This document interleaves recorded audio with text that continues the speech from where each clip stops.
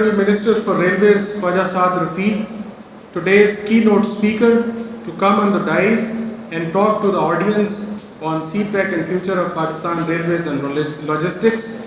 Please welcome him with warm hands, Khwaja Saad Rafiq, Honorable Federal Minister for Railways. बिस्मिल्लाहिर्रहमानिर्रहीम।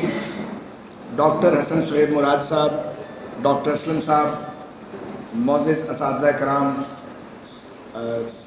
तलबा तालिबात, मोअज़्ज़िज़ अरकान press, अस्सलाम वालेकुम। मैं यहाँ आपकी खिदमत में एक इनडायरेक्ट फ़ोन कॉल के नतीजे में हाज़िर हुआ हूँ। यहाँ इब्राहिम काजी साहब मुझे इस वक्त नज़र नहीं आ रहे। कहाँ है इब्राहिम? इब्राहिम साहब बैठे हैं। इनकी वाला मोहतरमा और मेरी बहन समिया रहील काजी साहबा ने मेरी मिसिस को ये पैगाम दिया था कि यूएमटी में आपको जाना है और वहाँ जाके CPEC के हवाले से बात करनी है। तो मैंने उसी वक्त सर तस्लीम खम कर दिया और उस कॉल के नतीजे में आज मैं और मेरी टीम आपके सामने मौजूद है। मामला ये है कि डॉक्टर हसन सुहेब मुराद साहब को मैं तवील अरसे से जानता हूँ और ये जानकारी जो है ये भी बड़ी अजीब है कि मुलाकात तो हमारी बहुत कम है, लेकिन जहाँ से ये होके गुज़रे हैं वहाँ से उन्हीं गलियों से मैं भी कुछ अरसे के लिए होके गुज़रा हूँ। तो इनके मेरे बीच हमेशा से मुलाकात ना होने के बावजूद एक फ़िक्री और नज़रियाती हम आहंगी मौजूद थी, है और इंशाल्लाह रहेगी। तो जब ये अपना काम कर रहे थे खामोशी के साथ पिछले बरसों में, तो मैं कभी कभी सोचता था कि ये बड़ा बासलाहियत शख्स है और इन्हें तो सियासत में अपना किरदार अदा करना चाहिए था। पर कुछ वर्षों बाद मेरी राय बदली और मैं यूएमटी आज पहली बार आया हूँ। मैं आपको बता दूँ, फर्स्ट टाइम मैंने आपका कैंपस देखा है। कुछ साल बाद मेरी राय बदली और मैंने ये महसूस किया कि ये जो काम कर रहे हैं ये यकीनन बरगो बार लाएगा, नताइज लाएगा और ये खामोशी से अपना काम किए जा रहे हैं। और आज जब मैं इस आबादी में आया तो मैंने सोचा कि ज़रा कितना बड़ा कैंपस होगा, 4-8 कनाल का होगा, क्योंकि जिस तरह की आबादी थी यही लग रहा था। लेकिन जब मैंने बाहर से आपके कैंपस को देखा तो मेरी तबीयत बिल्कुल खुश हो गई और मैंने आपके लिए बहुत दुआ की और अल्लाह ताला आपको इसका अजर अज़ीम अता करे। आपने खामोशी के साथ मुजाहिदाना काम किया है और एक बहुत उम्दा और आला तालीमी इदारे की न सिर्फ बुनियाद रखी है बल्कि उसको अब वो एक फलदार दरख्त बन गया जो बाकायदा उसका समर जो है वो पाकिस्तान को मिल रहा है। तो मैं इसके लिए आज कई बरस के बाद चूँकि मौका मिला है आपका शुक्रगुजार। पाकिस्तान रेलवेज़ को मैं उतना ही जानता था जितना एक ऐसा शख्स जानता जिसने कभी रेलवे में सफ़र किया हो। और सब पाकिस्तानी जानते हैं कि बरसों से रेलवे पे सफ़र वो लोग करते थे जिनके पास कोई चारा कार नहीं था, रास्ता नहीं था, तो वो रेलवे पे बैठ गए, वरना रेलवे पे सफ़र करना लोग छोड़ गए थे। और वजह उसकी बड़ी वाज़ेह थी कि आप ट्रेन पे बैठ जाएं और उसके बाद फिर पता नहीं वो कब मंजिल पे पहुंचेगी। मेरे साथ भी ये वो लाहौरी ज़बान में कहते हैं, मेरे साथ भी ये हाथ हो गया था एक बार। और मैं बरसों पहले ट्रेन में बैठ गया सखर जाने के लिए, रात का टाइम था, तो मैंने वो एक कूपे बुक करवाया था, मैं उसमें रात को सो गया। सर्दियों की रातें थी, तो सुबह 5-6 बजे मेरी जाग खुली तो ट्रेन खड़ी थी। तो मैंने बाहर जो मुहाफ़िज़ था उससे मैंने पूछा कि हम कहाँ पहुँचे हैं, तो उसने कहा जी अभी तो हम लाहौर में ही खड़े हैं। हैरान रह गया। 7 घंटे 8 घंटे गुजर चुके थे और मेरा ख्याल था मैं मंजिल के करीब हूँ। तो उन्होंने कहा लाहौर से कोई 7-8 किलोमीटर बाहर एक जगह है, 10 किलोमीटर, वहाँ पे हम खड़े हैं, पूरी रात से यहाँ खड़े हैं। तो ऐसे तजर्बे के बाद कौन ट्रेन पे सफ़र करता। तो जब ये कैबिनेट का प्रोसेस शुरू हुआ तो मुझे और मेरे कुछ कलीग्स को वज़ीर आज़म साहब ने ये कहा कि आप अपनी चॉइस दे दें। मैंने जमात में कभी भी कोई चीज़ डिमांड नहीं की आज तक, तो मैंने कोशिश की कि चॉइस ना दी जाए। लेकिन जब कहा गया तो मैंने 3 अपनी चॉइसेस दी और जानबूझ के रेलवे को तीसरे नंबर पे लिखा, क्योंकि मैं कुछ डरा हुआ था रेलवे लिखते वक्त। और फिर मैंने जब लिख के वो पर्ची उनको दी तो देने के बाद मैंने सोचा कि मुझसे ये बड़ी तारीख़ी गलती हो गई। अगर ये मुझे पता था मियाँ साहब रेलवे का काम मुझे दे देंगे।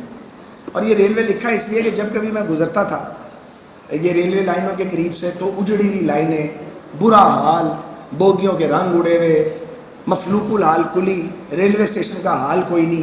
पाकिस्तान से बाहर जाते हैं तो आप उनकी रेलवेज़ को देखते हैं तो टोपी गिर जाती है और आप विरता हैरत में चले जाते हैं تو تکلیف بڑی تھی اور ایک درد بڑا تھا کہ یہ بہت بڑا قومی ورثہ ہے جسے ہم نے برباد کر دیا.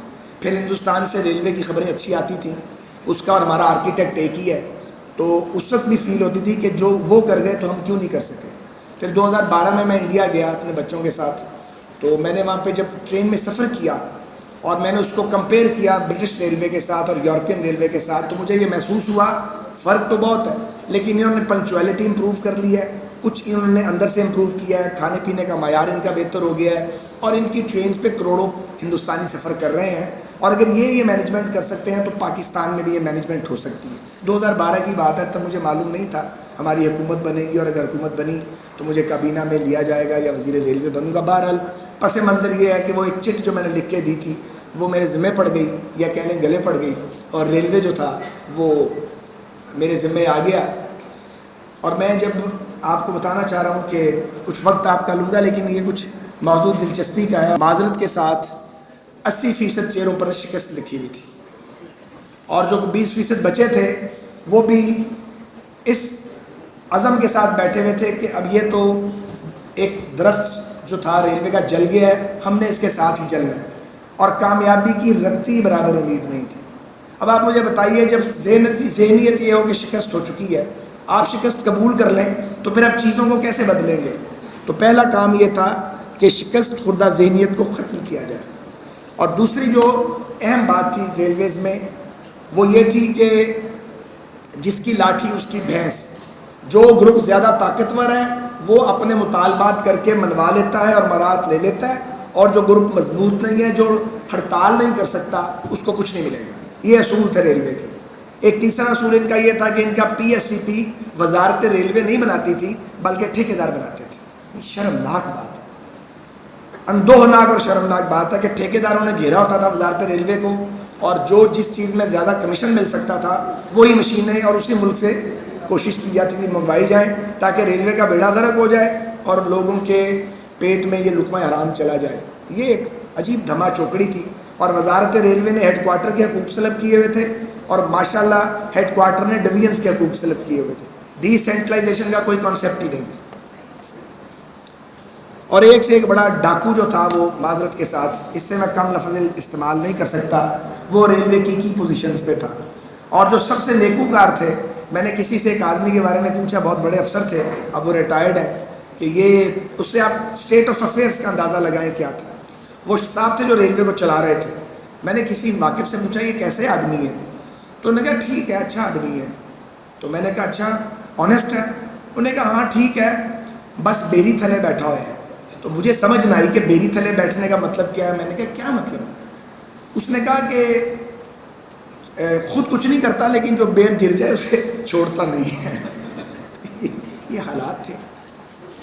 اور ایک سیکٹری تھے, ان کا میں نام نہیں لوں گا لیکن ان کو میں بھول نہیں سکتا, وہ مجھے ملے ورثے میں, فیڈرل سیکٹری DMG کے, 1.5 سال سے سیکٹری تھے.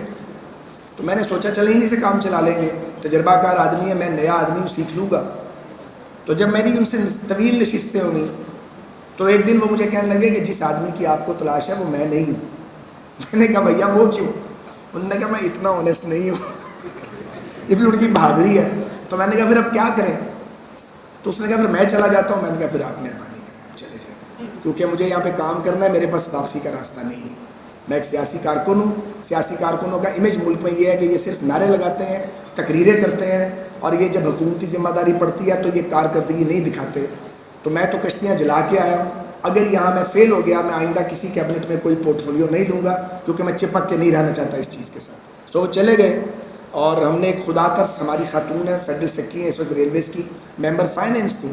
کاش وہ یہاں بیٹھی ہوتی ہیں, آپ ان کو دیکھ کے خوش ہو جاتے. برکت والی خاتون ہے, ایک متقی اور ایک پرہیزگار تقوی والی خاتون ہے. اکاؤنٹس اور آڈٹ کی افسر ہیں, وہ ہماری فیڈرل سیکریٹری ہیں. ہمارے جو چیف ایگزیکٹو آفیسر ہیں جاوید انور صاحب, وہ اس لیے آج ہم انہیں ساتھ نہیں لائے کہ وہ اس وقت ریلوے ہیڈ کوارٹر میں کام کر رہے ہیں, اور ان کا ایک دن ہم ضائع نہیں کر سکتے تھے. تو ہم نے ایک ٹیم بنائی. ٹیم کے بغیر آپ کام نہیں کر سکتے. کوئی آدمی بھی عقل کل نہیں ہے, اور کلیکٹیو وزڈم کے بغیر سکسیس مل نہیں سکتی. اور کلیکٹیو وزڈم کہاں سے آنی تھی؟ ان لوگوں سے جن کے دل میں درد تھا, تو ان کو تلاش کرنا پڑنا تھا. اچھا تلاش کرنا کوئی ناممکن کام نہیں ہے. میرا کام اصل میں یہ نہیں تھا کہ میں ریلوے کی ایک ایک اینٹ سیدھی کروں. میرا کام بنیادی طور پہ یہ تھا right man for the right job. ٹھیک آدمی, ٹاپ مینجمنٹ کو ٹھیک کروں, ٹاپ مینجمنٹ میں ڈوئرز کو لاؤں اور دیانتدار لوگوں کو لاؤں. اور میں آپ کو بتا دوں, ریلوے کے تجربے کے بعد اب میں پوری ذمہ داری سے کہہ سکتا ہوں کہ قحط ضرور ہے, اتنا بڑا قحط نہیں ہے کہ آپ کو لوگ نہ ملیں. ہمیں بہترین لوگ ملے ہیں, ریلوے کے اندر سے ملے, دیانتدار لوگ ملے ہیں. میں پوری ذمہ داری سے یہ گارنٹی دے سکتا ہوں کہ پاکستان ریلویز کے جو افسران اور جو ٹاپ مینجمنٹ ہے وہ دیانتدار لوگوں پر مشتمل ہے. ان پہ کوئی انگلی نہیں اٹھا سکتا اللہ کے فضل سے. اور ہمارا جنرل مینیجر جو گریڈ 22 کا افسر ہے, ایک مزدور کی طرح کام کرتا ہے. ہماری جو فیڈرل سیکرٹری ریلویز ہیں وہ گھر جا کے آٹا خود گھومتی ہیں. یہ باتیں بتانے والی نہیں ہیں. اس طرح کے لوگ ہیں جن کو لے کے آئے ہیں اور یہاں اسی معاشرے سے لے کے آئے. میں انہیں نہیں جانتا تھا. ایک اور کام کیا ہے, جو سفارش کرواتا ہے وہ مارا جاتا ہے. جس نے ٹرانسفر پوسٹنگ کے لیے سفارش کروائی وہ مارا گیا. اب سفارش کوئی نہیں کرواتا. پہلے شروع میں کرواتے تھے, ایم این اے صاحب آ گئے, کوئی وزیر صاحب آ گئے, ہر پارٹی کے ایم این اے آ رہے ہیں سفارشیں لے کے, ان کو ناراض کرنا پڑا. آپ کو لوگوں کو نہ کہنے کی ہمت ہونی چاہیے. ہم نے بہت نہ کی ہے, بہت لوگوں کو ناراض کیا ہے, مگر اس کی مطلق پرواہ نہیں ہے کیونکہ اینڈ پروڈکٹ ٹھیک ہے. اور سیاست کی بات آپ کو پتہ, میں تو اول آخر مسلم لیگی ہوں. 81 میں نے اس پارٹی میں شرکت کی تھی جب ابھی موجودہ قیادت بھی پارٹی کی جو تھی وہ اس پارٹی میں نہیں تھی. تب سے مسلم لیگ میں ہوں, لیکن مسلم لیگ کا ریلوے سے کوئی تعلق نہیں ہے. اور یہاں پہ میرے بیٹ رپورٹر بیٹھے ہوئے ہیں تمام اخباروں کے, بڑے ان کے ہاتھ میں نشتر ہوتے ہیں, یہ بتا سکتے ہیں. کوئی شخص وہاں پہ درخواستیں لے کے گھوم نہیں سکتا. کوریڈورز میں آپ کو لوگ نظر نہیں آئیں گے, پولیٹیکل ورکرز کی لائنیں لگی ہوئی ہیں. بھئی پولیٹیکل ورکرز کو ملنا تو اپنے پبلک سیکریٹریٹ پہ ملو جا کے, سرکاری دفتر کو کیوں استعمال کرتے ہو. تو ہماری جو ریلوے ہیڈ کوارٹرز ہیں اور جو منسٹری آف ریلویز ہے اس کا ماحول خالصتاً سرکاری ہے اور وہاں پہ ہم کام کرتے ہیں. میری کانسٹیچوئنسی سے جہاں میں نے 1,23,000 ووٹ اٹھائے ہیں, ایک آدمی ان 4 سالوں میں وزارت ریلوے میں مجھے ملنے نہیں آیا, کیونکہ وہاں وزارت ریلوے میں سیاست نہیں ہو سکتی. وہاں صرف کام ہوگا اور وہ ریلوے ریلیٹڈ ہوگا, اور وہ بہت سنجیدگی کا متقاضی ہے. ایک ادارہ جو آئی سی یو میں پڑا ہوا تھا, جس کے بارے میں کہا جا رہا تھا کہ بالکل اس کی یہ اپنے خاتمے پر ہے, آپ نے اگر اس کو ٹھیک کرنا تھا تو پھر آپ کو کچھ بنیادی کڑوے فیصلے کرنے تھے, اور ہم نے وہ فیصلے کیے ہیں. میرے یہ اشفاق خٹک صاحب جو آپ سے بات کر رہے تھے, اشفاق خٹک صاحب کو میں نہیں جانتا تھا, یہ جنرل مینیجر تھے ریلویز کے. مجھے سی پیک کے لیے ایک آدمی چاہیے تھا ڈیڈیکیٹڈ, کمیٹڈ, جو نہ کر سکتا ہو, مجھے بھی نہ کرے منہ پہ کہ نہیں یہ نہیں میں کروں گا. اس سے بہتر کوئی شخص نہیں تھا اشفاق خٹک سے.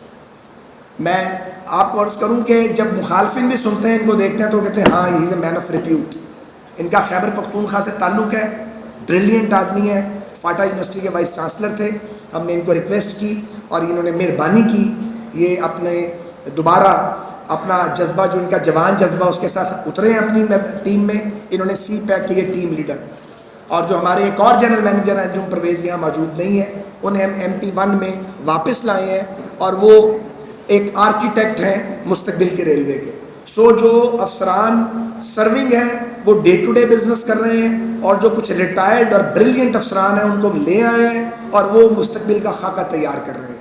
کیونکہ آپ اگر تھاٹ پروسیس میں سے نہیں گزریں گے تو آپ کچھ کر نہیں سکتے. فیصلے ہم کیسے کرتے ہیں؟ ہم فیصلے ایک نشست میں نہیں کرتے, ہم 3-4 ریڈنگز کرتے ہیں ایک سبجیکٹ کی, اور سب ایک چھت کے نیچے بیٹھتے ہیں اور گھنٹوں میراتھن سیشن کرتے ہیں. ایک اور جو مسئلہ تھا وہ یہ تھا, یہ بولتے نہیں تھے ریلوے کے افسر, چپ وزیر کی شکل دیکھتے رہتے تھے. میرے لیے بڑی پریشانی تھی. جو میں کہتا تھا یہ ٹھیک ہے جی, یہی ٹھیک ہے, میں نے کہا یار اس طرح تو مروا دو گے, خدا کے لیے نہ کرنا سیکھو. میں تو ایک صرف پولیٹیکل مینجمنٹ کا مجھے پتہ ہے, یہ ریلوے کا مجھے معلوم نہیں ہے. موٹے موٹے پرنسپل مجھے پتہ ہے زندگی کے کہ اگر کامیابی کے لیے جانا ہے تو کیسے اقدام اٹھانے ہیں, پر پروفیشنلی تو آپ ٹھیک کریں گے. آج آپ بیٹھ جائیں ہمارے کسی میٹنگ میں آبزرور کے طور پہ, آپ کی طبیعت خوش ہو جائے گی. پتہ ہی نہیں لگتا کون جنرل مینیجر ہے, کون وزیر ہے, کون سیکٹری ہے. ٹکا کے یہ گفتگو کرتے ہیں, یہ ہم بہت بحث کرتے ہیں آپس میں. اور میں میڈیا میں اس سے بالکل شرماؤں گا نہیں, ہم جھگڑتے ہیں آپس میں ایشوز پر, باقاعدہ بحث ہوتی ہے. بعض اوقات ہماری آواز بھی لاؤڈ ہو جاتی ہے بحث کرتے ہوئے, بعض اوقات ہم ایک دوسرے سے ناراض بھی ہو جاتے ہیں, اس حد تک چلے جاتے ہیں. ہمارا سیلف انٹرسٹ تو ہے کوئی نہیں. انٹرسٹ تو یہ ہے کہ ایک چیز, ایک ڈیسیجن ایسا ہو جائے جس ڈیسیجن کے بعد پھر سب اس میں کاربند ہو, اور پھر جب ہم فیصلہ کرتے ہیں اس کو سارے لوگ اونرشپ دیتے ہیں. ایک اور پرابلم تھا ٹریڈ یونینز کا. ایسی ایسی طاقتور وہاں پہ وہ مزدوروں کے گروپ بنے ہوئے تھے, صرف مطالبات کرتے تھے اور کام کوئی نہیں کرتے تھے. تو ہم نے ان سے بیٹھک لگائی, زمین پہ بیٹھ کے گپ لگائی ان سے, اور میں نے انہیں 2 سوال پوچھے, آپ نجکاری چاہتے ہیں یا ریلوے کو چلانا چاہتے ہیں؟ انہوں نے کہا جی ہم نجکاری نہیں چاہتے. تو میں نے کہا پھر اس کے لیے کام کرو. یہ نہیں ہوگا کہ کام نہیں کرنا, نجکاری بھی نہیں ہونے دینی, اور آپ کا الاؤنس اور تنخواہ بھی بڑھتی جائے گی. اگر کچھ لینا ہے تو کما کے پہلے دو, کماؤ. میں جا کے وزیر اعظم سے ہر وقت منگتے کی طرح پیسے نہیں مانگ سکتا, لاؤ پیسے دو, لاؤ پیسے دو, بیل آؤٹ پیکج دو. 4 سال میں ہم نے کوئی بیل آؤٹ پیکج نہیں لیا حکومت پاکستان سے, ایک بار بھی 1 روپے کا بیل آؤٹ پیکج نہیں لیا. تو پھر کیا کیا یہ ہے کہ number 1 honest management, number 2 industrial peace, اپنے مزدور کے ساتھ ڈائریکٹ کانٹیکٹ, اور اس کو یہ یقین دلا دینا کہ تم اس میں حصہ دار ہوگے, لیکن اس کے لیے کام کرو, ڈیمانڈز نہیں کرو بلکہ کام کرو. اور انہوں نے کام کیا ہے, اور ان کی ڈیمانڈز بہت کم ہو گئی ہیں اور کام کا معیار بہت بہتر ہوا ہے. تیسری بات یہ ہے, میرٹ پہ لوگوں کو لگائیں آپ, صرف اور صرف میرٹ پہ, کسی طرح کی سیاست کو اداروں میں گھسنے نہیں دیں, اس پہ ہم سختی سے کاربند ہیں. اور پھر اس کے بعد جاب اپرچونٹی, جن کو آپ جابز میں لے رہے ہیں, اگر وہ کوٹے لگ گئے شروع ہو گئے تو بیڑا غرق ہو جائے گا. آپ مجھے بتائیے نا, ایک سب انجینئر کو اگر سفارش میں بھرتی کر لیں گے, وہ 35 سال تک لوڈ ہو جائے گا اس سسٹم پہ, نالائق آدمی, تو کیوں کریں. سو ہم نے NTS کو لے کے آئے ہم, اور اس کے بعد انٹرویوز ہیں, اور آج تک ہمارے کسی سیاسی مخالف نے یا کسی ٹریڈ یونین نے ہمارے جو یہ ریکروٹمنٹ کا پروسیس ہے اس کے اوپر کوئی انگلی نہیں اٹھائی, اس کو شفاف کیا, وہ بہت ضروری تھا. ایک اور فیصلہ کیا کہ جن کیٹیگریز پہ کانٹریکٹ پہ ملازم رکھا جا سکتا ہے اس پہ ریگولر امپلائمنٹ نہیں کرنی, کیونکہ وہ 40 سال تک لوڈ ہو جائے گی اس کی پینشن سسٹم کے اوپر, اور وہ ہمارے بعد آنے والے اس کو پے کرتے رہیں گے. بے شمار باتیں تھیں. اسی طرح کرپٹ افسران کی کم بختی لانا بہت ضروری تھا, ایک خوف پیدا کرنا بہت ضروری تھا. اس میں ہم نے کافی لوگوں کو سائڈ لائن کیا, کئیوں کو لہریں گننے پہ لگا دیا, کئیوں کو ڈسمس کیا, کئی عدالتوں سے ریلیف لے کے آ گئے اور ہمارے سر پہ ابھی تک مسلط ہیں, لیکن ہم ان کو کام نہیں کرنے دیتے, کیونکہ چور کو کام دینے کا مطلب ہے کہ وہ چوری کرے گا, وہ باز نہیں آئے گا. اور بعض ایسے بھی ہیں جنہوں نے وقتی طور پہ چوری کرنے کی عادت ترک کر دی ہے, اور وہ انتظار کر رہے ہیں کہ جب یہ جائے گا پھر شروع ہو جائیں گے, لیکن فی الحال وہ کام کر رہے ہیں, ہم ان سے کام لے رہے ہیں. اس کے بعد جناب یہاں بڑی اور بھی باتیں کرنے والی ہیں, لیکن ذرا وقت کم ہے, تو کچھ موٹی موٹی میں آپ کو باتیں بتاتا ہوں ریلوے کے حوالے سے. آپ نے ریلوے کے کلی ان کی لال وردی دیکھی ہوگی, دیکھی بھی ہے آپ نے, وہ گوانتا نامو بے کے قیدیوں جیسی وردی جو دور غلامی کی یادگار تھی. اور آپ کو شاید سن کے حیرت ہوگی, کلی ٹیکس پیئر ہیں, سارے کلی ٹیکس پیئر ہیں, سرکار کو ٹیکس دیتے ہیں, ہمارے ملازم نہیں ہیں, اور ٹھیکیدار کے ظلم کا شکار تھے. اب آپ کبھی گزرتے ہوئے کسی اسٹیشن کے باہر سے کسی کلی سے پوچھیں کہ اب اس کی طبیعت کیسی ہے, حالت کیسی ہے, تو آپ کو خود ہی پتہ لگے گا. اس کی وردی بدل چکی ہے, اس کے لیے اندر شیلٹر بن گیا ہے جہاں پہ الحمدللہ واش رومز موجود ہیں, الیکٹرک واٹر کولر لگا ہوا ہے, پنکھے لگے ہوئے ہیں, کھیلنے کے لیے کیرم بورڈ موجود ہے, لوڈو بھی موجود ہے جو وہ کھیلتے ہیں اپنے جب وہ ان کو بریک لینی ہوتی ہے. سونے کے لیے کمرہ موجود ہے کارپیٹڈ جہاں پہ گاؤ تکیے لگے ہوئے ہیں, ان کو دوپہر کو کھانے کو بریانی ملتی ہے. اور ٹھیکیدار جو ہے وہ ٹوٹل کنٹرول میں ہے ریلوے مینجمنٹ کے, وہ پھڑک نہیں سکتا, اور اس کو چھٹی ملتی ہے آدھی پے پہ بھی, اور میڈیکل کے لیے بھی اس کو سہولت مل گئی ہے. تو اس کی انکم بھی 3 گنا بڑھ گئی ہے, کیونکہ مسافر آ رہے ہیں, ٹرینیں چل پڑی ہیں, سہولتیں بھی بڑھ گئی ہیں, اور اس کی انکم بڑھ گئی ہے. یہ سب سے مظلوم طبقہ تھا ہمارا ایک اور مظلوم طبقہ تھا گینگ مین. پتہ ہے اس کو کتنے پیسے ملتے تھے؟ 7,000 روپے. کیسے سروائیو کرتا ہوگا؟ خیر اب ہم ان کو لفٹ کیا, ہم کو 13,500 تک لے کے آئے ہیں, اور انشاءاللہ 15 پہ بھی لے کے آ جائیں گے. تو سب سے زیادہ محنت وہ کرتے ہیں. ریلوے ٹریکس پہ آپ کو نظر آتے ہیں مزدور کام کرتے ہوئے, 7,500 روپے لے رہے تھے اور مجبوراً کام کر رہے تھے. تو ان کی بھی زندگی میں بدلی آئی ہے. تقریباً 10 لاکھ پاکستانیوں کا روزگار ڈائریکٹ یا انڈائریکٹ وابستہ ہے. ہمارے 80,000 ملازم ہیں, 1.25 لاکھ پینشنرز ہیں. ہمارے پینشنرز جو تھے وہ آپ اخبار میں پڑھتے تھے قطاروں میں کھڑے ہیں, ہارٹ اٹیک ہوا, وہ فوت ہو گیا, کوئی شیلٹر ہی نہیں ہے, کوئی بچانے والا نہیں تھا ان کو.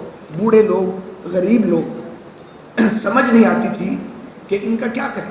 آج الحمدللہ 100% پینشنرز جو ہیں وہ آٹومیشن پہ جا چکے ہیں, ان کے ATM کارڈ بن چکے ہیں, کوئی قطار نہیں لگتی, کوئی گھوسٹ پینشنر نہیں ہے. میں نے نہیں یہ کام کیا, ہمارے ایک ممبر فائنانس ہیں مصطفیٰ صاحب, غلام مصطفیٰ, ہی از دی ہیرو, انہوں نے یہ کام کیا. میرا کام صرف اچھے لوگوں کو لانا تھا, آگے سول سرونٹس نے کام کیا. اگر سول سرونٹس کو کام کرنے دیا جائے, اگر ان کو پوری طرح پروٹیکٹ کرے, اگر ان کو یہ ڈر نہ ہو کہ ان کی کسی صحیح ڈیسیجن کے نتیجے میں ان کو بدلا جائے گا یا ان کو نقصان پہنچایا جائے گا, پاکستان کے سول سرونٹس اپنی محنت سے ملک بدل دیں گے. میں آپ کو بتا دوں, ملک بدل دیں گے. یہ انڈر پیڈ لوگ ہیں. گریڈ 22 کے افسر کو بھی وہ جتنا کام کر رہا ہے اس کے بدلے ہم اسے پے نہیں کر رہے, بالکل پے نہیں اتنا کر رہے. پرائیویٹ سیکٹر میں جو آدمی 20 لاکھ لے کے کام کرتا ہے, یہ 1.5-2 لاکھ میں وہ کام کر رہے ہیں. تو ان کی عزت تو کرنی چاہیے یا نہیں کرنی چاہیے؟ ہم ان کی عزت بھی نہیں کرتے. ہم ہر وقت گالیاں نکالتے ہیں, ہر وقت انگلیاں اٹھاتے ہیں, بیوروکریسی کھا گئی, بیوروکریسی کھا گئی. ایک سے ایک اعلیٰ آدمی مجھے ملا ریلوے کے اندر, میں اس کی اپنے ایمان سے شہادت دیتا ہوں. ان کے بغیر میں کر نہیں سکتا تھا کچھ کام, تو یہ کرتے ہیں. اور ایسے ایسے لوگ ہیں کہ ان کو کام دے دو اور بھول جاؤ, اس کے بعد ذمہ داری سے پیرا دیتے ہیں, ایک آنے کے روادار نہیں ہے کسی سے. میں آپ کو نوجوانوں کو یہ بتانا چاہتا ہوں, آپ کے ملک میں لوگوں کا قحط نہیں ہے بھائی, یہاں ایک سے ایک اچھا آدمی موجود ہے. کوئی مایوسی والی بات نہیں ہے, صرف اسے تلاش کرنا پڑتا ہے, اور تلاش کر کے اس کو کی پوزیشن دے دو. اگر آپ اسے کی پوزیشن دے دو گے, اگلا کام وہ خود کرے گا. یہی کچھ ریلوے میں ہوا ہے, اسی وجہ سے تبدیلی آئی ہے. آپ دیکھیں, ایک دن کا آئل سٹاک, شرمناک بات تھی. ٹرین کھڑی ہو جاتی تھی اور وہ ڈرم لے کے بھاگ پڑتے تھے. ڈرم لے کے بھاگ پڑتے تھے, پیٹرول پمپ پہ جی پیٹرول دے دو, ڈیزل ڈالنا ہے, ٹرین کو اگلے اسٹیشن تک پہنچانا ہے. آج الحمدللہ 20 دن کا ایڈوانس سٹاک ریلوے سسٹم میں ہمارے پاس موجود ہے. یعنی اگر ملک میں کسی وجہ سے خدا نہ خواستہ آئل سپلائی بند ہو جائے, ریلوے 20 دن چلتا رہے. 30 ڈیز تک ہمیں اس سٹاک کو لے کے جانا ہے. 20 ڈیز تک ہم آ گئے ہیں. ہماری پنکچویلٹی فال کر کے 20% پہ آ گئی تھی, اب ہم تقریباً 80% کے قریب ہیں اپنی پنکچویلٹی پہ. اب ٹرینیں بہت کم لیٹ ہوتی ہیں, وہی ٹرینیں. اب اس کی جب میں تاخیر کی طے میں اترا کہ تاخیر کی ہوتی ہے, تو ایک عجیب کہانی تھی. انہوں نے کہا جی یہ جو لوکوموٹیو ہے یہ 6 ٹریکشن موٹرز پہ چلتا ہے. مجھے کیا پتا تھا ٹریکشن موٹر کیا ہے, میرا خیال تھا کوئی اتنا سا پیس ہوگا ٹریکشن موٹر کا. جب ٹریکشن موٹر دیکھنے گئے تو وہ آدمی جتنی ٹریکشن موٹر تھی, اتنی بڑی ٹریکشن موٹر 1.25 کروڑ 1.5 کروڑ کی آتی تھی. اب کیا کریں, انہوں نے کہا جی یہ جو 6 پہ چلتے تھے یہ 2 پہ چل رہے ہیں, اس لیے جگہ جگہ کھڑا ہو جاتا ہے. اور جب 4 پہ چلتا ہو, ایک خراب ہو تو تیسرا خود ہی موٹر کام نہیں کرتی. ایک عجیب مشکل کام تھا. خدا کا شکر ہے اس مشکل سے نکلے, ان ٹریکشن موٹرز کو ٹھیک کرایا. جو ہمارے لوور سٹاف تھے ان سے بات کی, جا کے چارج مین 4 مین کی محنت کی, یار سستا سستا کام کر دو, اس کو ٹھیک کر دو. نئے نئے یہ ابتدائی باتیں ہیں, ہمیں کو 10-15 لوکوموٹیو چلانے دو, فریٹ کا کام کریں گے, 2 پیسے آ جائیں گے, خوشحالی آ جائے گی. لوگوں نے ہماری بات مان لی, انہوں نے ٹکوں میں ہمارا کام کر دیا. لیکن اس کے لیے آپ کو مزدور کے ساتھ زمین پہ بیٹھ کے بات کرنی تھی. آپ افسر بن کے ان سے بات نہیں کر سکتے. آپ ان کے ساتھ ان کے لیول پہ بیٹھ کے بات کریں, وہ آپ کو ایسے ایسے کرشمے کر کے دیں گے, آپ حیران رہ جائیں گے. وہ کرشمے ہوئے ہیں ریلویز کے اندر, تب جا کے یہ صورتحال بدلی ہے. ہمیں تو کوئی ایک آنا دینے کا روادار نہیں تھا ایڈوانس میں. جب یہ میپل لیف والے آئے, یہ سیگل فیملی کی ہے, تو وہ 2 نوجوان میرے پاس آئے, مجھے وہ یاد ہے ان کا ڈائلاگ. میں نے کسی کو کہا یار ان کو ہم سے ملاؤ, تو وہ مجھے کہنے لگے سیگل صاحب کہ خواجہ صاحب ہم ایڈوانس تو دے دیں گے ریلوے کو, لیکن اگر ہمیں ٹرین اس کے بعد نہ ملی تو میرے پارٹنر مجھے بزنس سے باہر نکال دیں گے. تو میں نے انہیں کہا کہ آپ مہربانی کریں, آپ پہلی اینٹ رکھیں. 65 کروڑ روپے دینا تھا انہوں نے پہلے 65, پھر 75, پھر 85, مجھے فگرز یاد ہے. تو میں نے کہا آپ میرے کہنے پہ 65 کروڑ روپے ریلوے کو دے دیں, میری گارنٹی ہے کہ ہم آپ کو کچھ ہو جائے گا, ہم آپ کو فریٹ ٹرین ڈیلی دیں گے. ان کی مہربانی ہے, وہ مان گئے, انہوں نے 65 کروڑ روپے دیا. آج 4تھا سال ہے ہم ان کے ساتھ بزنس کر رہے ہیں. ریلوے بھی پیسے کما رہی ہے, وہ بھی کما رہے ہیں, اور ان کو دیکھ دیکھ کے اب چراٹ والے بھی آ گئے ہیں, بیسٹ وے والے بھی آ گئے ہیں, اور کمپنیز بھی آ رہی ہیں, کول لاجسٹک کی کمپنیز بھی آئی ہیں. اور یہ جو ساہیوال کا کول پاور پلانٹ ہے, ہم نے 1 ٹکے کی کنسیشن نہیں کی اپنے فیئر میں. حالانکہ شہباز صاحب سے میرا بہت تعلق ہے, بے پناہ تعلق ہے, اور بہت ہی زیادہ تعلق ہے. لیکن وہ وزیر اعلیٰ پنجاب ہے, انہیں پنجاب کا انٹرسٹ واچ کرنا ہے, مجھے ریلوے کا انٹرسٹ واچ کرنا ہے. تو اس لیے ہم نے آپس میں بات کی, اور یہ پیمنٹ ہمیں چائنیز کرتے ہیں, اور یہ آپ کو پتہ ہے چائنیز انویسٹمنٹ ہے, لون نہیں ہے. سو یہ جو ساہیوال کا پاور پلانٹ ہے, یہ ایک چائنیز کنسورشیم نے لگایا ہے, اور ہم ان کا کوئلہ اٹھاتے ہیں, کراچی پورٹ سے ساہیوال پہنچاتے ہیں. 12,000 ٹن کول ڈیلی ہم ٹرانسپورٹ کر رہے ہیں الحمدللہ. اور ہمارے پاس اوپر ویگنز بھی موجود ہیں. اور یہ جو ویگنز ہیں آٹومیٹڈ, یہ کہاں بنی ہے؟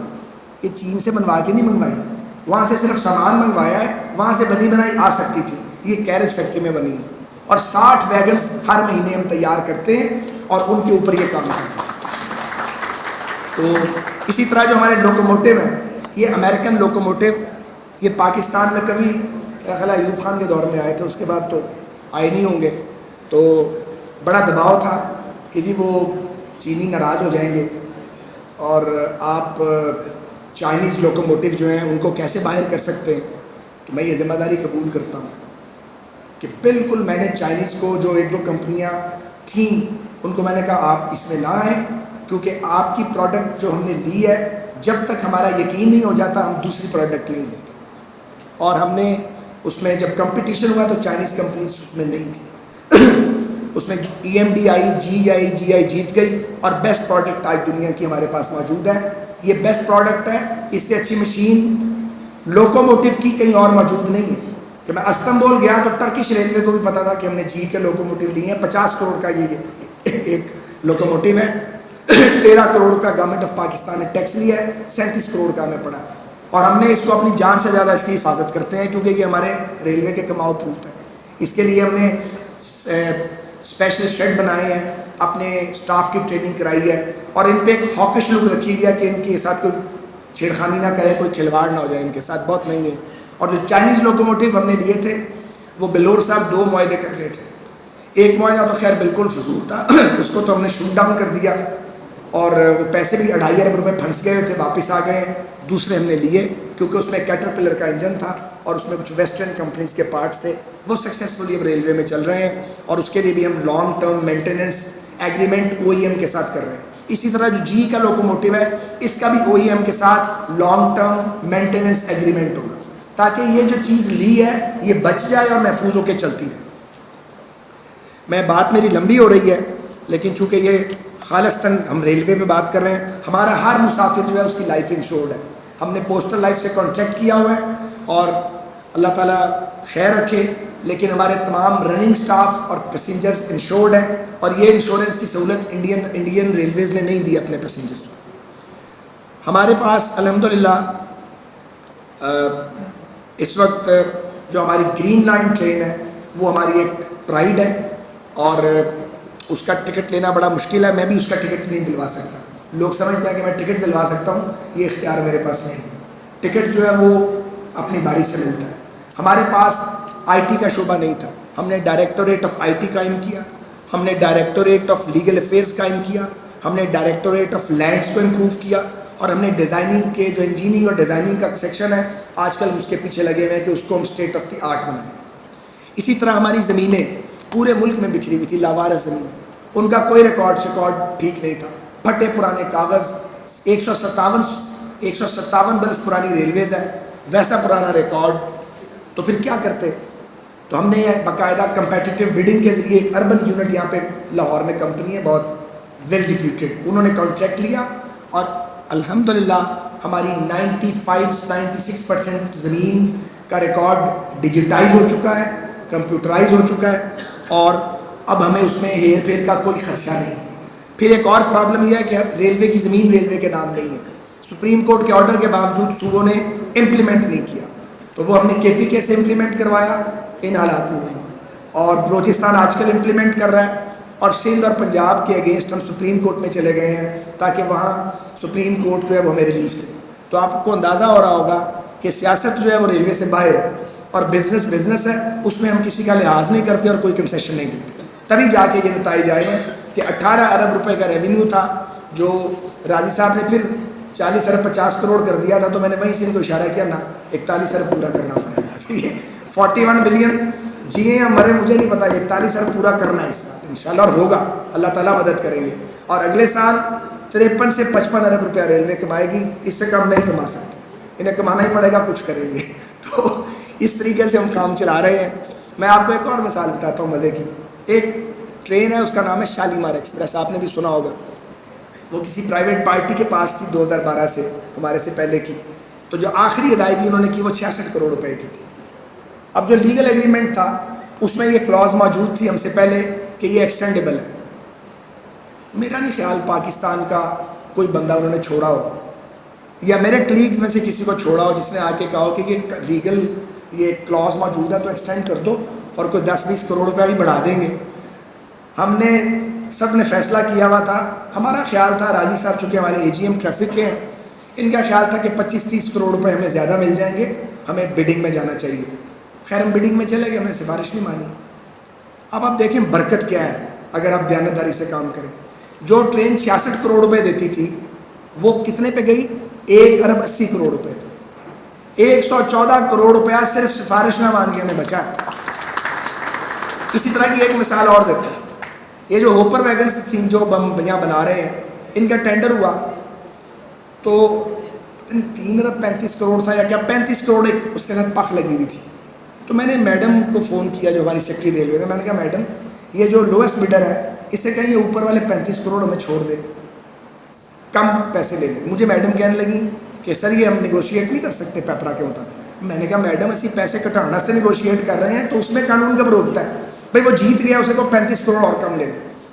اب میرے بہت کہنے پہ میڈم نے انہیں فون کیا اس کمپنی کو, چائنیز کمپنی تھی. تو تھوڑی دیر بعد میڈم کا فون آیا کہ سر وہ مان گئے. تو میں نے کہا میں بڑا خوش ہوا. میں نے کہا اچھی بات ہے اگر 35 کروڑ بچ گیا ہمارا پاکستان کا. اب آگے سے میڈم بھی ہماری جو ہے وہ بڑی تکڑی ہے. انہوں نے کہا سر یہ دال میں کالا ہے, یہ ٹینڈر دوبارہ ہوگا. میں کہا وہ کیوں؟ انہوں نے کہا میڈم نے کہا کہ اگر میرے فون پہ 35 کروڑ چھوٹ سکتا ہے دوبارہ ٹینڈر کریں گے تو اور پیسے بچیں گے. سو ہم نے 3 مہینے ڈیلے کیا اور 1 ارب سے زائد ہمیں بچت ہوئی کیونکہ ہمیں اس قیمت زیادہ کوٹ کی گئی تھی. تو آپ اگر چاہیں پیسے بچانا تو آپ پیسے بچا سکتے ہیں اپنی قوم کے, لیکن یہ پتہ ہونا چاہیے کہ قبر میں جانا اور اللہ کو حساب دینا جا کے, تو پھر بات آگے بڑھتی ہے. اور آج ہم انشاءاللہ تعالی ہمارے پیسنجر 1.5 کروڑ سے زائد پیسنجر سسٹم میں آ چکے ہیں, نئے پیسنجر. اور ہمارے کرایوں کا کیا حال ہے؟ جب پہلی بار میں نے کہا کرایہ کم کیوں ہے, کرایہ کم کرنا, کرایہ تو ہم نے کبھی کم ہی نہیں کیا آج تک. تو میں نے کہا یار کرایہ کم کر لو. تو انہوں نے ریلوے والوں نے کہا نہیں جی کرایہ تو ہم نے کبھی کم نہیں کیے, یہ تو اب ایک پرنٹ ہو جاتے ہیں کرایہ, ایک بک بنتی ہے اس کو تم ٹچ نہیں کر سکتے. کوئی فضول بات تھی بالکل. تو ہم نے تجربہ کیا اور عید کے موقع پہ ہم نے کنسیشن کی. نہیں رمضان شریف تھا, رمضان شریف. تو رمضان کے موقع پہ اب سارے ٹریڈ سیکرٹ میں آپ کو نہیں بتاؤں گا کیونکہ میڈیا بھی ہے ورنہ بتایا جاتا. تو رمضان کے موقع پہ ہم نے کنسیشن کی, اور جو کنسیشن کی تو آپ کو سن کے حیرت ہوگی, ہمیں 50 لاکھ روپے زیادہ مل گئے کنسیشن کر کے. اب جب کرایہ کم کر کے پیسے زیادہ ملیں گے تو بات تو سمجھ آتی ہے نا کہ پیسنجر بڑھ گیا ہے. ہم نے اگلی بار ایک اور کنسیشن کی, پھر ہمیں کچھ بچت ہوئی, پھر ہمیں عادت پڑ گئی کرایہ کم کرنے کی. اور ہم نے یہ کیا کہ ہم نے روڈ ٹرانسپورٹ کے ساتھ سیکشن ٹو سیکشن کمپیریزن کیا اور ایک سائنٹیفک اسٹڈی کی کہ ایک ایئر کنڈیشن کوچ کا پیسنجر اگر ریلوے کو یہ دیتا ہے تو ایک ایئر کنڈیشن بس کا مسافر ایک اسی روٹ پہ بس کو کیا دیتا ہے, بس کا ڈیوریشن کیا ہے پہنچنے کا, ٹرین کتنے گھنٹے میں پہنچتی ہے. اس کی جب کیلکولیشن کی تو تقریباً 1.5-2 مہینے بعد ہمارے پاس ایک اسٹڈی آ گئی. ہم نے ریلوے سسٹم کے کرائے کم کیے. یہ وہ دن تھا جب تیل اوپر جا رہا تھا, شروع کی باتیں. آپ کو پتہ ہمیں کتنا فائدہ ہوا؟ ہمیں 72 کروڑ روپے ریونیو زیادہ ملا کرایہ کم کر کے. لوگ بھی خوش, ہم بھی خوش. تو اب بھی ہم نے رمضان شریف میں 20% کنسیشن کی ہے, باقی آپ سمجھ ہی گئے ہوں گے. تو میں آپ کا ٹائم لے رہا ہوں, بس اس کو ختم کرتا ہوں. یہ ریلویز جو ہے آپ کا, اس کے 3 سٹیپس ہوں گے. ہم تو نہیں ہوں گے, ظاہر ہے کہ کوئی بھی نہیں رہنے والا. 3 سٹیپس ہیں, یہ لکھ لیجیے. پہلا ہے ریہیبلیٹیشن کا, جو ہیز بین اسٹارٹیڈ اور it is near to completion. دوسرا ہے اپ گریڈیشن کا اور ماڈرنائزیشن کا, جو اگلے ٹرنیور میں شروع ہوگا, جسے بھی اللہ تعالیٰ نے موقع دیا. اور تیسرا ہے اپ گریڈیشن, ماڈرنائزیشن اور ایکسپینشن کا. چائنیز ریلویز کے 6 سائیکل ہیں, انہوں نے 6 بار اپنی ریلوے کی اپ گریڈیشن کی ہے. آپ کو 4 بار کرنی پڑے گی, کیونکہ ایک تو چائنیز کا ایکسپیرینس بھی ہے اور کچھ ہم نے بھی اس سبجیکٹ کو بہت ڈیپتھ میں جا کے اسٹڈی کر لی ہے. آپ کے ملک کی پوزیشن ایسی ہے کہ آپ ایک ایسی اسٹیٹ بن سکتے ہیں جہاں سے لوگوں کو کوریڈورز چاہیے. ہندوستان نے اگر اپنا سامان یورپ بھیجنا ہے پاکستان سے گزرے بغیر اس کے پاس کوئی دوسرا راستہ نہیں ہے. چائنیز کے بارے میں آپ کو بتا گئے ہیں کہ انہوں نے اگر افریقہ اور عربیہ تک جانا ہے تو گوادر سے گزرنا پڑے گا, کوئی دوسرا راستہ نہیں ہے. یا ایک چاہ بہار کا راستہ ہے لیکن ہم زیادہ آسان ایکسیس دے رہے ہیں ان کو, ہم زیادہ ایزی راستہ ہے ہمارا. تو اسی طرح اگر ہم نے جانا ہے اپنا سامان یورپ بھیجنا ہے تو ہمیں ایران اور ترکی کو گزرنا پڑے گا. تو یہ کنیکشنز موجود ہیں. افغانستان کے ساتھ بھی ہمارے 2 ریلوے لنک موجود ہیں. افغانستان کے اندر ایک سرکولر ریلوے بن رہی ہے جو اگر وہاں اللہ کرے امن آ جائے تو اگلے 12-15 سال میں وہ تشکیل پا جائے گی. سینٹرل ایشین اسٹیٹس تڑپ رہی ہیں گوادر تک رسائی کے لیے. ان کے ایمبیسڈرز آ کے ہمیں ملتے ہیں اور وہ کہتے ہیں کہ ہم پارٹ آف سی پیک بننا چاہتے ہیں, ہمیں بھی گوادر تک رسائی چاہیے کیونکہ ہم لینڈ لاکڈ ہیں. تو یہ بہت بڑی تاریخی اپرچونٹی ہے. پاکستان بھی آئی تھا, چین بھی آئی تھا, باقی سینٹرل ایشین اسٹیٹس بھی آئی تھی, لیکن ویژن نہیں تھا. اور اگر کام کرنے دیا جاتا الیکٹڈ گورنمنٹس کو, اور 90 میں یہ جب کام ہم نے شروع کیا تھا, اب تک جو ہم باتیں کر رہے ہیں, جو خواب دیکھ رہے ہیں, ان کی تکمیل ہو چکی ہوتی ہے. ہم بہت آگے چلے گئے ہوتے. بار بار انٹرپٹ کیا گیا, بہرحال وہ وقت گزر گیا ہے. اللہ کرے اس ملک میں جمہوری عمل چلتا رہے اور اس ملک میں ووٹ کے ذریعے تبدیلی آتی رہے تاکہ لوگ اپنی منشا اور مرضی سے فیصلے کریں اور اپنی مرضی کے لوگوں کو آگے لائیں. میں آپ کو یہ یقین دلانا چاہتا ہوں کہ 1 بیلٹ 1 روڈ کا جو عظیم منصوبہ ہے, سی پیک اس کا حصہ ہے. اور سی پیک پاکستان کے اندر گیم چینجر ہوگا. سی پیک کا کسی سیاست سے کوئی تعلق نہیں ہونا چاہیے, اور میں سمجھتا ہوں سی پیک کو متنازع بنانے کی کوئی کوشش نہیں کرنی چاہیے. یہی وجہ ہے کہ ہم جب چائنا جاتے ہیں تو چیف منسٹرز چاروں ہمارے ساتھ جاتے ہیں, اور جب ہم وہاں جاتے ہیں تو وہ نہیں ہوتے جو یہاں لگتے ہیں. آپ وہاں ہم جا کے بدل جاتے ہیں, وہاں ہم اچھے بچے بن جاتے ہیں. وہاں ہم آپس میں گپ شپ بھی کرتے ہیں, اور اگر KPK میں کوئی کمی رہ گئی ہے اس کو بھی ڈسکس کرتے ہیں. اگر سندھ میں کوئی خرابی ہے سسٹم میں اس کو بھی ڈسکس کرتے ہیں. اپنی اپنی غلطیاں بھی مانتے ہیں, آپ کے سامنے نہیں مانتے, ایک دوسرے کے ساتھ بیٹھ کے مان جاتے ہیں. یہ خدا کا شکر ہے, اچھی بات ہے. اور جب چاروں وزراء اعلیٰ جاتے ہیں تو ایک بہت پازیٹیو سگنل چائنیز کو جاتا ہے, کیونکہ بہت نیگیٹو سگنل جا رہا تھا. اتنی بڑی انویسٹمنٹ جو ملک لا رہا ہے وہ یہ نہیں چاہے گا کہ یہاں پولیٹیکل اسٹیبلٹی ہو. بتائیں مجھے آپ, اگر انہیں یہ خبر جانا شروع ہو جائے کہ یہاں تو پتہ ہی نہیں ہے کس دن حکومت رہے گی اور کس دن حکومت چلی جائے گی, جمہوریت رہنی ہے کہ جمہوریت چلی جانی ہے, ایجیٹیشن ہونی ہے کہ ایجیٹیشن نہیں ہونی ہے, یا گھیراؤ ہوا رہے گا ہر وقت ایک دوسرے کا, تو وہ کیوں انویسٹمنٹ کریں گے؟ مجھے آپ بتائیں. سادہ سی بات ہے. پاکستان کا انویسٹر بھاگ گیا تھا پاکستان سے, تو چائنیز کو کیا پڑی ہے کہ وہ اربوں ڈالر لے آئیں, اور یہ 55 ارب ڈالر نہیں ہے, میں آپ کو بتا دوں. اور یہ صرف 10-20 سال کا قصہ نہیں ہے, یہ ایک لانگ ٹرم اسٹریٹجک انویسٹمنٹ اور ایک لانگ ٹرم اسٹریٹجک پارٹنرشپ ہے, کیونکہ دنیا بدل رہی ہے. اور میں نے اگلے دن چائنا میں مجھے بات کرنے کا موقع ملا ایک تھیمیٹک سیشن میں, وہاں بھی کہا تھا کہ یہ جو اقبال نے کہا تھا, گریٹ اقبال نے, کہ گراں خواب چینی سنبھلنے لگے, ہمالا کے چشمے ابلنے لگے. یہ وہ وقت آ گیا ہے. خدا کا شکر یہ ہے کہ پاکستان کی قیادت کو اس کا ادراک ہے. شکر ہے ہم نے یہ اپرچونٹی ضائع نہیں کی, ورنہ ہم نے ہر اپرچونٹی ضائع کر دی, اور یہ اپرچونٹی ہندوستان ضائع کر رہا ہے. وہ نہیں گئے اس میں او بور میں 1 بیلٹ 1 روڈ میں, ہم وہاں گئے ہیں, ہم اس کا ڈیویڈنٹ لے رہے ہیں, دنیا اس کا ڈیویڈنٹ لے رہی ہے. ہندوستان ابھی شکل دیکھ رہا ہے, کیونکہ ہندوستانیوں کو جلن اور حسد جو ہے اس کا کوئی دنیا میں علاج نہیں ہے. اس وقت وہ جلن اور حسد کا شکار ہیں, وہ چاہتے ہیں کہ سی پیک نہ بنے. سی پیک بنے گا انشاءاللہ تعالی. تو میں پھر کہوں گا, سی پیک پہ سیاست ہمیں نہیں کرنی. ہمیں ایک بہت بڑی اپرچونٹی ملی ہے, لاکھوں لڑکوں لڑکیوں کو روزگار ملے گا. اس کے اندر موٹر ویز بنے گی, اس میں آپ کی ریلوے اپلفٹ ہوگی. یہ صرف ML1 نہیں ہے, ML1 تو کراچی سے پشاور تک ایک لائن ہے, اس کے بعد ML2 ہے اس کے اندر, پھر اس میں ML3 ہے, پھر اس میں ML4 ہے, پھر اس میں حویلیاں سے خنجراب تک ایک نیا عجوبہ ہوگا جب ریلوے لائن بنے گی. پتہ نہیں اس وقت دنیا میں ہوں گے یا نہیں ہوں گے, لیکن یہ پارٹ آف سی پیک ہے سارا کچھ, کہ چائنا سے آپ ٹرین پہ بیٹھیں اور پاکستان ٹرین کے اندر آئیں. تو یہ خواب دیکھنے چاہیے, جاگتی آنکھوں کے ساتھ دیکھنے چاہیے, ان خوابوں میں رنگ بھرنے کی کوشش کرنی چاہیے. آخر میں یہ کہوں گا کہ پاکستان کو صرف سی پیک پہ ڈپینڈ نہیں کرنا. پاکستان ریلوے صرف سی پیک پہ ڈپینڈ نہیں کر رہے. سی پیک اپنی جگہ, ہمارا کام اپنی جگہ. سی پیک بھی چلتا رہے گا, ہمارا کام بھی چلتا رہے گا. ہم ایشین ڈیولپمنٹ بینک کے ساتھ بھی بہت سیریسلی انگیجمنٹ ہے ہماری اس وقت. انہوں نے ہمیں $2.5 ارب کا long term concessional loan offer کیا ہے, جو ہمارا ارادہ ہے کہ ہم نہ چھوڑیں اور اس کو کسی اور سیکٹر میں ریلوے کے لگائیں.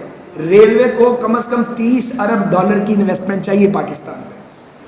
اس میں 2-4 ایڈ ہو سکتے ہیں, کام نہیں ہو سکتے. اگر آپ کو ایک اچھی ریلوے چاہیے پاکستان میں, ایک بڑا ملک ہے, ایک ریلوے اور روڈ میں زمین آسمان کا فرق ہے, اور اس کے لیے کنسسٹنسی چاہیے کہ جب حکومتیں آئیں تو وہ پالیسی کو نہ بدلیں. ریلوے کو بدقسمتی سے فوکس ماضی میں نہیں کیا گیا, یہ ایک لاوارث محکمہ سمجھا گیا. ایسے لوگ وزیر بنا دیے گئے جو اپنے کیا میں آپ کو بتاؤں, نام نہیں لوں گا کسی کا, پھر سیاسی بات ہو جاتی ہے. کہ میں وہاں گیا اپنی جب منسٹری میں, تو 1-2 باتیں سنا دیتا ہوں. میری بیگم مجھے ملنے آئی مسز, تو میں نے اس کو پیر کو کہا چائے کا کپ لے آؤ, وہ چائے لے آیا. یہ یعنی ایک چھوٹا سا واقعہ ہے لیکن لٹمس ٹیسٹ. وہ 2 چائے کے کپ آ گئے, تو وہ جب میری مسز چائے پینے لگیں تو وہ بجائے چائے پینے کے کپ کو دیکھنا شروع کر دیا. اس نے کبھی مجھے دیکھے کبھی کپ کو دیکھے. میں نے کہا کیا چائے پیو؟ اس نے کہا یہ کپ کہاں سے آیا ہے؟ میں نے کہا بھی میں نے تو زندگی میں ایک گھر میں چمچ یا پلیٹ کبھی نہیں خریدی, تو تمہارا شعبہ ہے, مجھے کیا پتا یہ باہر سے لایا پی نے. اس نے کہا یہ کپ آپ نے خریدا ہے؟ میں نے کہا بھی میں تو گھر کی کبھی چیزیں نہیں خریدی, تو یہ کپ کہاں سے خریدوں گا؟ تو وہ گولڈ پلیٹڈ کپ تھا اور وہ سارا گولڈ پلیٹڈ ٹی سیٹ تھا. تو وہ میری مسز مجھے دیکھ رہی تھی کہ یہ تو اور طرح کا آدمی ہے, وہ مجھ سے پچھلے خرید گئے تھے. میں کیا بتاؤں کون خرید گیا تھا. یہ ہمارے حالات تھے. کسی نے میوزیکل انسٹرومنٹس لگائے ہوئے تھے منسٹر کے سیلون میں, نام نہیں لوں گا کسی کا. کسی نے مور پالے ہوئے تھے. کیا کیا حرکتیں تھیں ہماری. ہم باہر آتے ہیں, بڑی بڑی لمبی تقریریں کر دیتے ہیں, اتنی بڑی ہم چھوڑ دیتے ہیں, ہم نے یہ کیا اور ہم نے وہ کیا, پیچھے ہم یہ کر کے جاتے ہیں. اگر سنجیدگی سے کام کیا جاتا بشمول مسلم لیگ نون کے ادوار حکومت میں اپنے آپ کو بھی معاف نہیں کرتا, ہمارے ادوار میں اور تمام ادوار میں اگر سنجیدگی سے کام کیا جاتا ریلوے کا یہ حال نہ ہوتا. 39 سال سے یہ خسارے میں ہے, 39 ایئرس. ابھی خسارہ ختم نہیں ہوا اور ابھی خسارہ ختم ہونے میں وقت لگے گا, کیونکہ خسارہ جو تھا وہ 5 سے 7 ارب ہر سال بڑھ رہا تھا.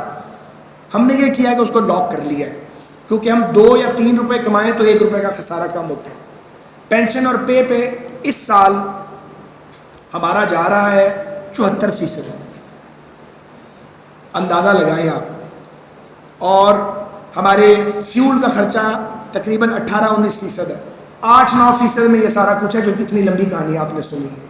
اگر یہ بیلنس ٹھیک ہو جائے, جو ہمارے اختیار میں نہیں ہے, کیونکہ تنخواہ اور پینشن بہت پاپولر نعرہ ہے, تنخواہیں بڑھا دو پینشن بڑھا دو, کتنا پاپولر ہے, کتنا اچھا لگتا ہے, لیکن اس کے پیچھے جو ہوتا ہے وہ آپ کو پتہ ہونا چاہیے کہ محکموں کے بجٹ اتھل پتھل ہو جاتے ہیں, اور آپ جو محنت کرتے ہیں وہ ساری آپ کی رائے گاہ چلی جاتی ہے.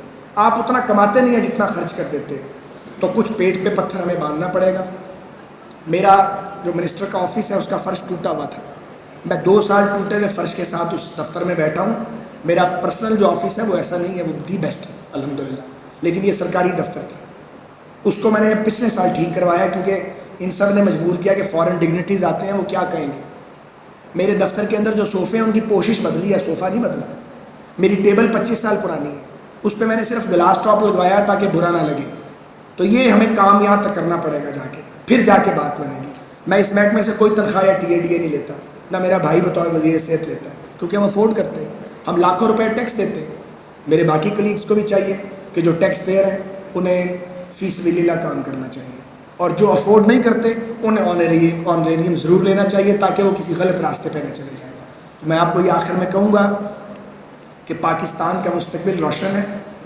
تمام تر مشکلات کے باوجود, مصائب کے باوجود, اور جو اڑنگے آئے ہیں پاکستان کے سیاسی نظام کو, اس کے باوجود ہم آگے کی طرف بڑھ رہے ہیں. اور مستقبل مشرق کا ہے. مستقبل ایک ایسی دنیا کا ہے جو لگتا ہے جسے عوامی جمہوریہ چین لیڈ کرے گا. اور عوامی جمہوریہ چین کا فائدہ یہ ہے کہ یہ آپ کی خارجہ پالیسی میں منہ نہیں مارتے, یہ آپ سے فوجی اڈے نہیں مانگتے, یہ آپ کی داخلہ پالیسی پہ ڈسکشن نہیں کرتے. ان کے سپاہیز آپ کے ملک میں آ کے حکومتیں گرانے اور بنانے کی کوشش نہیں کرتے. آپ سمجھ گئے ہوں گے میں کیا کہہ رہا ہوں. ہماری ان سے جان چھوٹ جانی چاہیے جو حکومتیں گراتے اور بناتے ہیں, اور جو دنیا کو اپنے ورلڈ آرڈر سے چلانا چاہتے ہیں. تو یہ اللہ تعالیٰ کا نظام ہے کہ رشیا بھی چائنا کے ساتھ جڑ گیا. 65 ملک بیٹھے ہوئے تھے وہاں پہ, ایک امریکن ڈیلیگیشن بھی آیا ہوا تھا وہاں پہ. تو جن لوگوں نے دنیا کے امن کو تباہ کیا وہ خود پیچھے رہ گئے ہیں, اور جن لوگوں نے پیس کے لیے کام کیا وہ آگے بڑھ رہے ہیں. مستقبل آپ کا ہے, پورے اعتماد کے ساتھ آپ قدم اٹھائیں، انشاءاللہ کامیابی آپ کے قدم چومے گی. چونکہ میں ایک یونیورسٹی میں موجود ہوں UMT میں، تو میں آپ سے درخواست کروں گا ڈاکٹر صاحب سے، ہم نے کافی یونیورسٹیز کو کانٹیکٹ کیا ہے کہ ریلوے انجینئرنگ کو ایک سبجیکٹ کے طور پہ انٹروڈیوس کروائیں، لیکن ابھی تک کسی نے ہماری بات پوری طرح سنی نہیں ہے. اسی طرح R&D کے کرائسس کا ہمیں سامنا ہے، ہم ابھی تک ریسرچ اینڈ ڈیولپمنٹ کے شعبے کو اسٹیبلش نہیں کر سکے. ڈاکٹر صاحب نے بھی یہاں بیٹھ کے مجھے اس کی پیشکش کی ہے، میں بہت شکریہ کے ساتھ آپ کی پیشکش کو قبول کرتا ہوں، اور اب ہم آپ کے پیچھے لگ جائیں گے. تو آپ مہربانی کر کے UMT میں ہی آپ پہل کیجئے اور ریلوے انجینئرنگ کو ایک کورس کے طور پہ، بھلے ابتدائی طور پہ ڈپلومہ کورس کو متعارف کروائیے، تاکہ سول انجینئرنگ، میکینیکل انجینئرنگ اور الیکٹریکل انجینئرنگ کے جو طالب علم ہیں ان کی کم از کم اورینٹیشن ریلویز کی طرف. ایک بہت بڑی ریلوے بننے جا رہی ہے، آج یہ 12,000 کلومیٹر اب یہ بڑھتی جائے گی. آپ کو بیسٹ پروفیشنلز کی ضرورت ہوگی، اس کے لیے چاہیے پاکستان کے تعلیمی اداروں کو کہ وہ آگے بڑھیں اور اس کو ایک سبجیکٹ کے طور پہ اڈاپٹ کریں. پاکستان پائندہ.